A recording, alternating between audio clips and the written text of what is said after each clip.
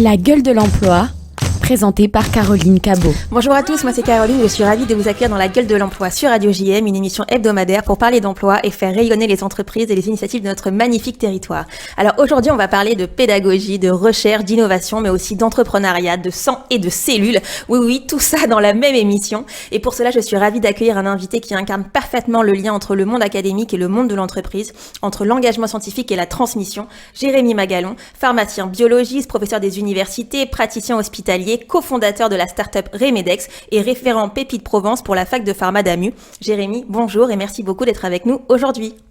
Bonjour Caroline et merci de me recevoir, de m'accueillir. Donc Jérémy, comme toujours dans la gueule de l'emploi, nous on aime bien commencer par le début. Jérémy Magalon, quel a été votre tout premier job et quels en sont les apprentissages qui continuent de vous servir aujourd'hui ? Alors, mon tout premier job, je vais mettre de côté l'empire qu'on avait fondé avec mes amis d'enfance lorsqu'on collectionnait les POG dans la cour d'école. Et en fait, finalement, mon tout premier job, ça a été quand j'ai fait des études de pharmacie, que j'ai fait des stages en officine, et puis finalement que j'ai été interne. J'ai pas vraiment fait de petits boulots en parallèle de mes études.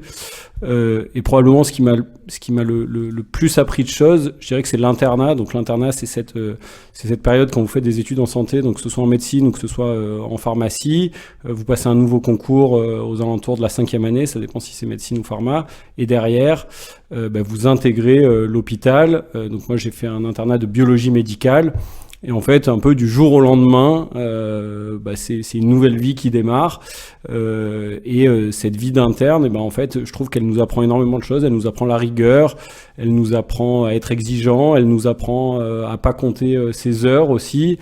Et tout ça, je pense que ça me sert au quotidien. Et d'ailleurs, je travaille encore à l'hôpital à mi-temps puisque je suis praticien hospitalier et prof à la faculté de pharma. Mais je trouve que voilà, l'internat qui est mon vrai premier job, c'est une vraie école de la vie et j'en retire énormément de choses, quoi.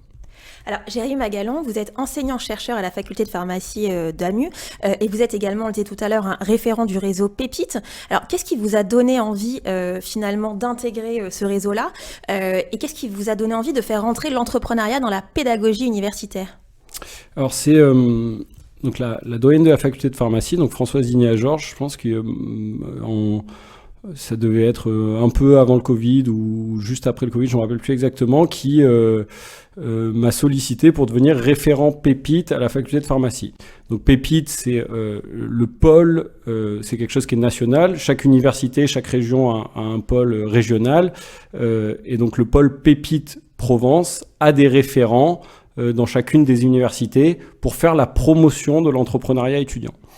Et moi, je pense que François Digna-Georges, c'est quelqu'un qui est assez visionnaire, donc j'ai suivi ses conseils. J'étais en train moi-même de monter une start-up, donc je voyais un peu l'excitation que ça représentait d'avoir son propre projet entrepreneurial. Il y a eu un déclic, c'est que Pépite Provence organise tous les ans un événement qui s'appelle les 36 heures chrono, où les étudiants, c'est limité à 200 places, sont enfermés généralement dans l'hôtel de région pendant 36 heures. On leur donne une thématique et ils ont 36 heures pour imaginer un projet et pitcher ce projet devant des experts. Et quand j'ai vu en fait l'énergie positive des étudiants à cet événement, je me suis dit mais là on tient quelque chose et en fait il faut se servir presque du prétexte de l'entrepreneuriat comme d'un outil pédagogique. Et c'est là que j'ai commencé à réfléchir comment on va pouvoir amener ça au sein de la faculté de pharmacie. Alors, ce qu'on a vu lors de notre préparation, c'est que finalement, toute cette vision, elle va un peu plus loin que ça, puisque vous-même, après des études de pharmacie, vous vous êtes formé en école de commerce et qu'il y a une vision qui vous a particulièrement touché de David Simonian, qui est un spécialiste de l'entrepreneuriat et des business games. Cette vision, c'est que l'entrepreneuriat, finalement, aujourd'hui, c'est un peu le seul ascenseur social en France. En quoi, pour vous, est-ce que c'est un message qui est important de transmettre aux étudiants ? Qu'est-ce que ça veut dire ? Pourquoi ça résonne autant de votre côté ? Et comment est-ce que vous faites pour accompagner les étudiants dans cette démarche ? Alors c'est clair que donc c'est vrai que j'ai été un peu titillé effectivement quand j'ai fait cette école de commerce donc à Paris en parallèle de la fin de mon internat, donc c'était 2013-2014. J'ai déjà été un peu titillé par ça. J'ai rencontré donc David Simonian, là j'étais de retour à Marseille, qui lui aussi travaillait pour le pôle Pépites Provence et qui m'a sollicité en disant allez, viens, on se lance, il faut faire un business game en pharma.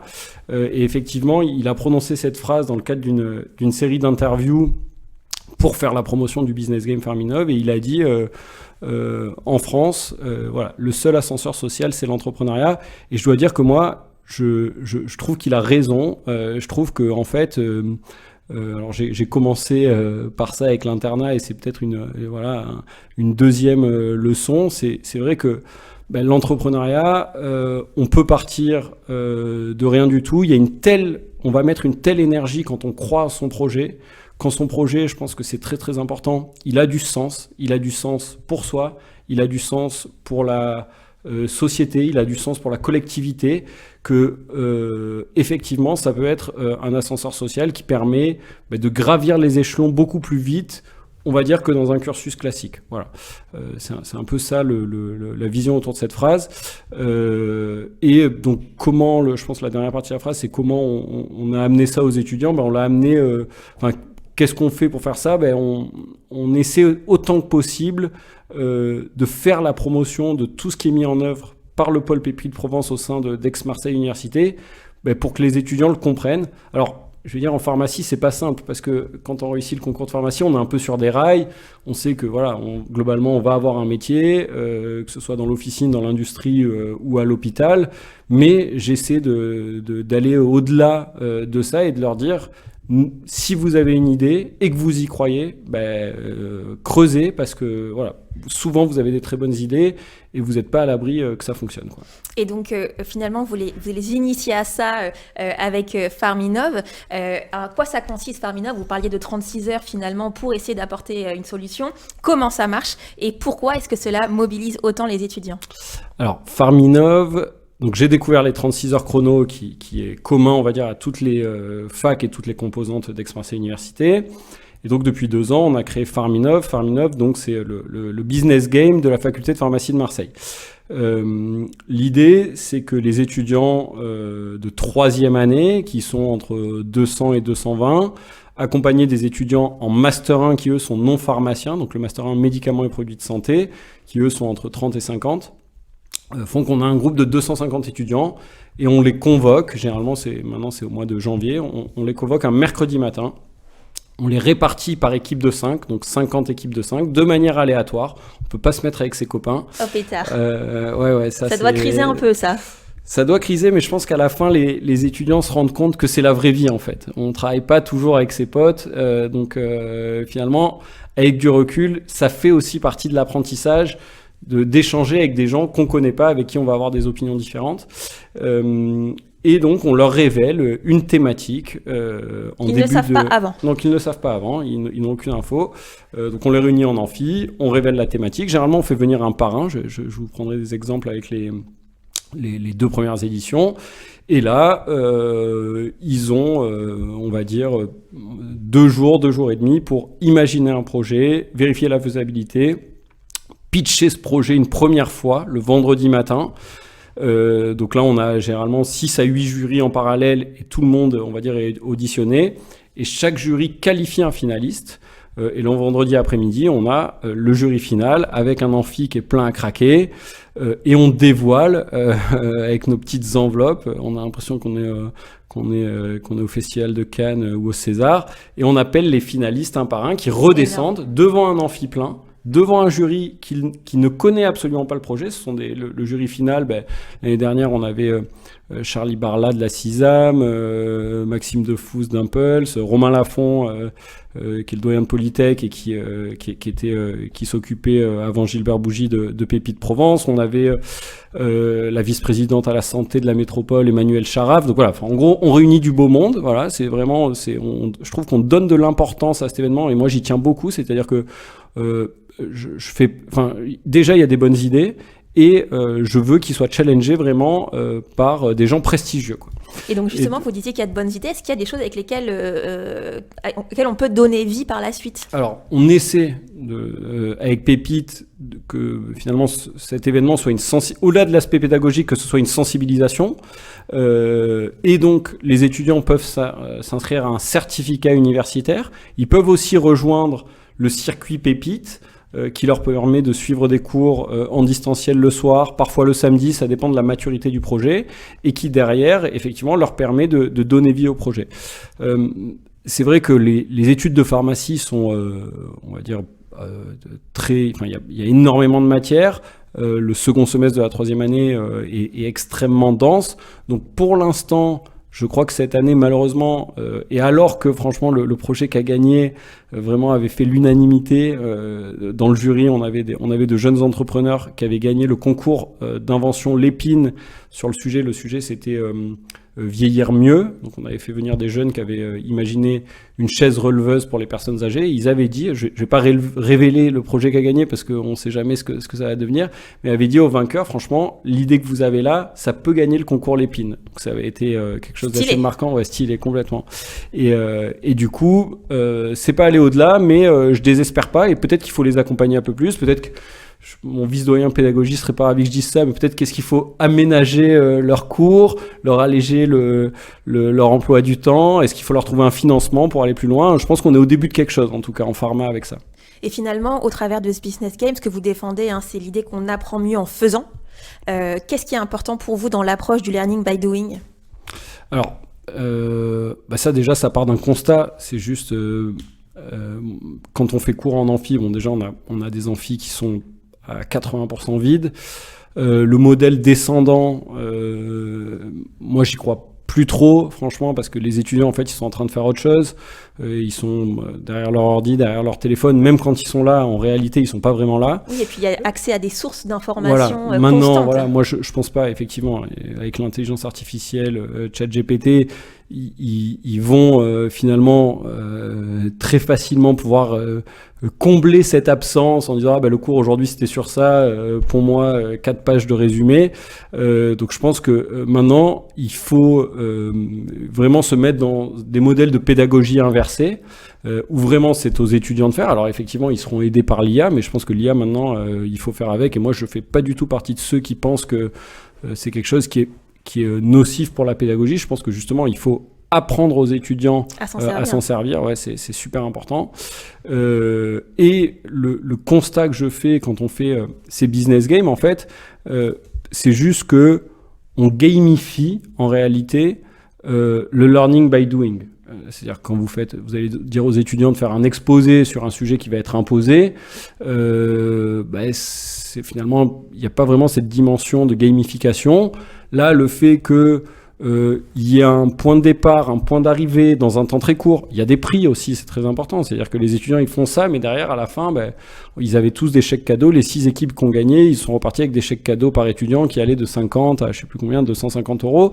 Donc ça, c'est très important. Et ce que je dis aux étudiants, c'est que dans ce laps de temps, ils vont avoir plein de soft skills, ils vont apprendre plein, ils vont repartir avec plein de soft skills, la rigueur, prendre la parole à l'oral, rendre quelque chose dans un délai imparti, et en plus, ils vont avoir des hard skills sur le sujet. Donc je reviens à mes sujets. Première année, on avait fait comment concilier écologie et santé, et cette année, je vous l'ai déjà dit, vieillir mieux. Et voilà, c'est des thématiques de santé publique, et ils auront appris quelque chose qui leur servira peut-être pas tout de suite, mais qui en tout cas est en lien avec ce qu'ils font en tant que futurs professionnels de santé. Alors, Jérémy Magalon, vous ne vous contentez pas d'accompagner vos étudiants au niveau local, vous les accompagnez même au niveau national, puisque vous avez embarqué des élèves à un hackathon au niveau du pays, et ils ont gagné. Ouais, tout incroyable. Finalement, qu'est-ce que ça révèle sur leur potentiel, sur la qualité aussi de l'enseignement au niveau de la fac de pharma d'AMU, et finalement, quel est le plaisir que vous prenez là-dedans? Donc déjà, première remarque, pour montrer que c'est dans l'air du temps, effectivement, nous on avait lancé Pharminov, et la même année, il y a eu hackathon national des facultés de pharmacie. Mais c'était votre idée d'abord, ils vous ont copié. Non, je dirais pas ça, et donc ce hackathon national, il est porté par une faculté qui, on va dire, est estampillée Industrie Pharma, qui est la faculté de Paris-Saclay. C'est porté par une collègue qui s'appelle Caroline Mascret, qui effectivement m'a contacté et a dit, voilà, nous on veut faire le premier hackathon national. Ça ressemble un peu donc aux 36 heures dont je vous ai parlé. On va inviter toutes les équipes de toutes les facs de pharma. Alors je crois qu'il y a 22 facs de pharma en France. La première année on était 10, la deuxième année on était 12. Et donc on a sélectionné une équipe localement. Et la première année, cette équipe a effectivement remporté ce hackathon national. Alors ça reste un jeu, mais évidemment il y avait une fierté. D'ailleurs, on s'est fait un peu charrier sur les réseaux parce que on a eu l'occasion de dire à nouveau à jamais les premiers. On a été les premiers à remporter ce hackathon. On ne l'oubliera pas. Ça, on ne l'oubliera pas. Espérons qu'on ne mette pas 30 ans à gâter le prochain. Exactement. Et je pense que je ne sais pas si vraiment on peut avoir la prétention de dire que c'est en lien avec la qualité des enseignements, mais en tout cas, je dirais que c'est quand même en lien avec une dynamique qu'on essaie d'instaurer à Marseille autour de l'entrepreneuriat. Qui, donc, je le répète, est le fruit de la vision de l'ancienne doyenne Françoise Digna-Georges. Et c'est vrai que moi, j'ai un peu mis le doigt là-dedans et je suis en train de me laisser embarquer parce que j'ai envie d'accompagner les étudiants au-delà de juste ces jeux, parce que franchement, il y a des super idées qui sortent. Et finalement, c'est qu'une question de temps, de volonté, d'y croire. Et voilà, et je fais le pari que d'ici peut-être 5 à 10 ans, pourquoi pas, on aura une belle start-up qui sera sortie d'une idée d'un étudiant sur les bancs de la fac de pharma ou sur les bancs de Pharminov, quoi. Eh bien, on vous le souhaite. Mais maintenant, on va peut-être regarder aussi votre projet entrepreneurial à vous. Vous avez beaucoup travaillé dans le cadre de recherche sur l'utilisation thérapeutique des plaquettes sanguines, dans ce qu'on appelle le PRP. Est-ce que vous pourriez nous expliquer, peut-être pour les néophytes qui nous écoutent, à quoi est-ce que ça correspond exactement et à quoi ça sert ? Alors, dans le sang, vous avez 3 types de cellules. Vous avez les globules blancs, les globules rouges, les plaquettes. Les plaquettes, ce sont des cellules qui permettent au sang de coaguler. Donc, quand vous avez un saignement, le saignement va s'arrêter grâce aux plaquettes. Le PRP, c'est l'acronyme de plasma riche en plaquettes. En fait, ces plaquettes, vous pouvez les isoler relativement simplement à partir d'une prise de sang en faisant centrifuger le sang. En fait, les plaquettes, c'est léger, donc quand on fait centrifuger, c'est-à-dire tourner très très très très rapidement un tube, les plaquettes vont aller à la surface. On aime bien parce que vous avez bien compris le principe de néophyte. Voilà. Vous nous expliquez bien chaque terme. Et donc, ces plaquettes, on peut donc finalement assez facilement les récupérer. Et je dirais depuis, on va dire, 20 à 30 ans, on s'est rendu compte que ces plaquettes, elles contenaient des molécules qu'on appelle des facteurs de croissance. Et ces molécules, elles participent à la cicatrisation des tissus chez l'homme. Donc une fois qu'on les a isolées, de manière assez simple, on peut les réinjecter localement dans un genou qui souffre d'arthrose, dans un tendon dans lequel il y aurait une fissure. C'est aussi pratiqué dans la chute des cheveux.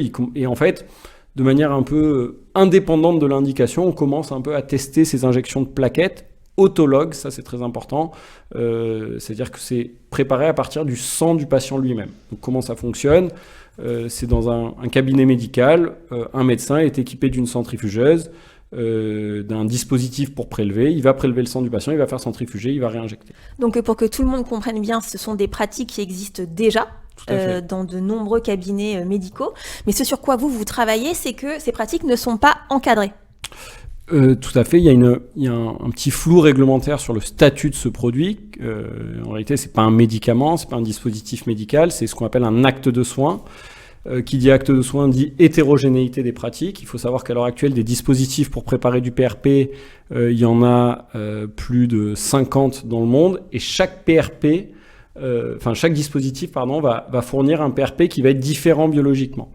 Et donc là, moi ce que je défends, c'est qu'effectivement, il faut essayer d'encadrer un petit peu ces pratiques et il faut essayer de suivre des recommandations dans ce domaine. Il y a 2 recommandations majeures qui sont apparues depuis les années 2018. D'une part, qualifier biologiquement ce qu'on injecte aux patients. À l'heure actuelle, il y a très peu de médecins qui savent et qui ont les moyens techniques de qualifier ce qu'ils injectent à leurs patients. Et d'autre part, d'inscrire les patients sur des registres pour avoir des bases de données de patients très importantes pour pouvoir finalement trancher quel PRP fonctionne, quelle composition de PRP fonctionne et dans quelle indication. Et donc c'est sur ce constat qu'est née votre startup Remedex. Est-ce que vous pourriez peut-être nous expliquer quelle est la solution que Remedex vise à apporter et un petit peu comment est née cette jeune entreprise universitaire? En fait, Remedex, c'est basé, on va dire, sur le savoir-faire, l'expertise qu'on avait développé au CHU, parce qu'on a mis en place ces injections de PRP au CHU. En particulier, nous, on était très exigeants sur la traçabilité. On avait développé notre propre logiciel. Et avant que les recommandations sortent, et quand les recommandations sont sorties, il faut savoir que la majorité des PRP sont réalisés en médecine de ville. Donc on s'est dit, c'est dommage, il faudrait mettre à disposition ce logiciel au plus grand nombre. Et donc là, je me suis renseigné sur quel a été le circuit pour créer une start-up dans ce domaine-là. Donc là, je vous passe les détails, mais en fait, il a fallu protéger le logiciel.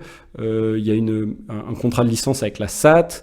Et derrière, on a pu créer une start-up avec ma chef de service, le professeur Sabatier, qui a exploité cette licence. Donc la start-up s'appelle effectivement Remedex. Remedex étant l'acronyme de Régénérative Médecine Département of Excellence. En français, moi, j'aime bien dire Réseau de médecine régénérative d'excellence.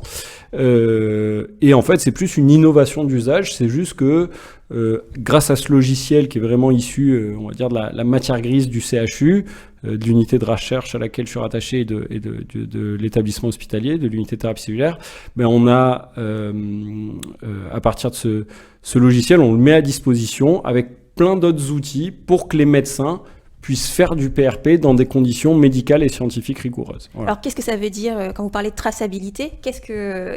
Ça veut dire que si un médecin... Alors, il y a deux modalités. Il y a des centres Remedex, il y a un centre à Marseille, il y a un centre à Lyon où on a une collaboration étroite avec un cabinet de radiologie.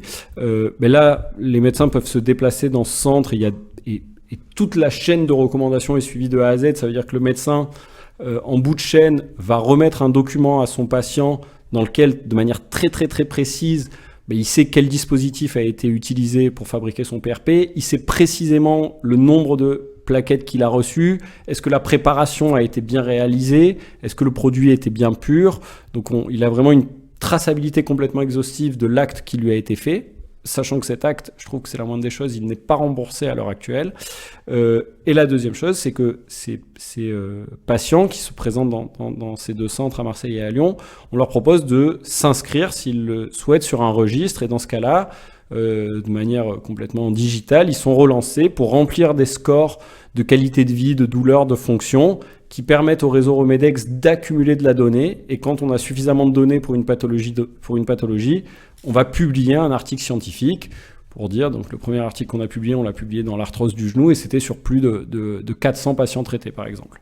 Alors, ce qui est assez dingue, vous ne le mentionniez pas, bien sûr, mais moi, vous me l'avez dit, Remedex, c'est une structure qui est très jeune, qui a à peine quelques années, qui non seulement génère déjà du CA, mais également est rentable, et que vous avez pu développer sans lever de fonds. Ouais, tout à fait. Qu'est-ce qu'on vous souhaite d'ici 5 ans? Je pense que ce qu'on nous souhaite, c'est de continuer à grossir. C'est qu'on soit le plus possible, qu'on parvienne à être propriétaire de nos outils. Il y a beaucoup d'outils pour fabriquer le PRP différents. Il y a beaucoup de fournisseurs différents, et plus on arrivera à être propriétaire de nos outils, plus ça valorisera la boîte. Mais je crois que le plus important là-dedans, c'est que de garder le cap, et que Remedex, c'est vraiment ce que m'a appris l'entrepreneuriat, c'est qu'il faut faire de l'entrepreneuriat, ça doit servir à donner du sens à quelque chose. Et moi, ce que je veux avec Remedex, finalement, c'est crédibiliser cette approche et la rendre accessible. Donc demain, pourquoi pas, que tous les médecins soient capables de faire, comme dans le réseau Remedex, qualifier biologiquement le produit, rendre de manière très facile, grâce à des outils technologiques, un compte rendu à son patient. C'est vrai qu'à l'heure actuelle, c'est pas facile. Ceux qui le font, c'est des gens qui sont convaincus, mais ça reste une minorité. Il faut travailler avec les industriels pour demain, peut-être juste avec une petite goutte de sang, une petite goutte de PRP, avec un iPhone, peut-être être capable de déterminer la composition de ce qu'on a injecté à son patient, quoi. Jérémy Magalon, merci beaucoup. Notre dernière question rituelle dans la gueule de l'emploi. Quel est votre mantra, cette règle d'or que l'ensemble des personnes qui ont pu travailler à vos côtés, collaborateurs ou étudiants, ont déjà entendu au moins une fois? Je pense que c'est une bonne chose de faite. On l'aime bien celle-là. Voilà. Ça marche. Nous, on se quitte en chanson, une chanson que vous avez décidé de nous partager aujourd'hui. Et ce titre, c'est? Moi, je voudrais qu'on écoute Three Little Birds de Bob Marley. Eh bien, un grand merci. On écoute ça et à très vite dans la gueule de l'emploi. Merci beaucoup.